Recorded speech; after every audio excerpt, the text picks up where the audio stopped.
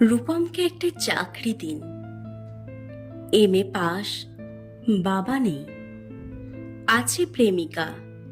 সে আর 2-1 মাস দেখবে, তারপর নদীর এপার থেকে নদীর ওপারে গিয়ে বলবে, রূপম আজ চলি, তোমাকে মনে থাকবে চিরদিন।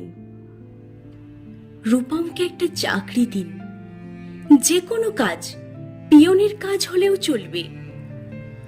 তমালবাবু ফোন তুললেন। ফোনের অন্য প্রান্তে যারা কথা বলেন তাদের যেহেতু দেখা যায় না, সুতরাং তারা দুর্গেয়। তমালবাবু মামাকে বললেন রূপমের একটা চাকরি দরকার।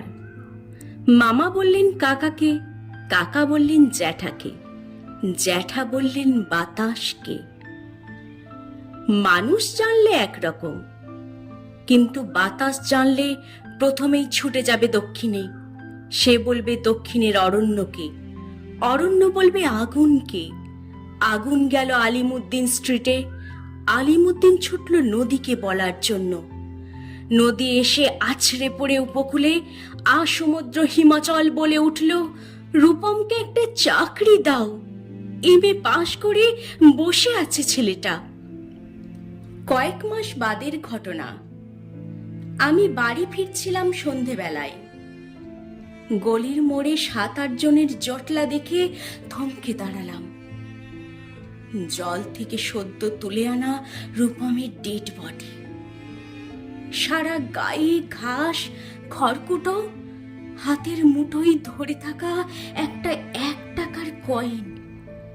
পাবলিক বুথ থেকে কাউকে ফোন করতে চেয়েছিল রূপম। ভারত সরকারের 1 টাকার কয়েনের দিকে আমার চোখ। সারা গায়ে সবুজ ঘাস, ঘাস নয় অক্ষর।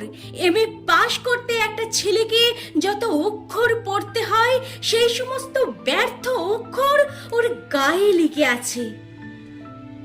একটা ছেলেকে কেন আপনারা এমএ পড়ান? কোন আহ্লাদে 8খানা বিশ্ববিদ্যালয় বানিয়েছেন? তুলে দিন। এই কথাগুলো বলবো বলে ফোন তুললাম পবিত্র সরকারের। ফোন বেজে উঠল, ফোন বেজে চলল, ফোন বেজেই চলল।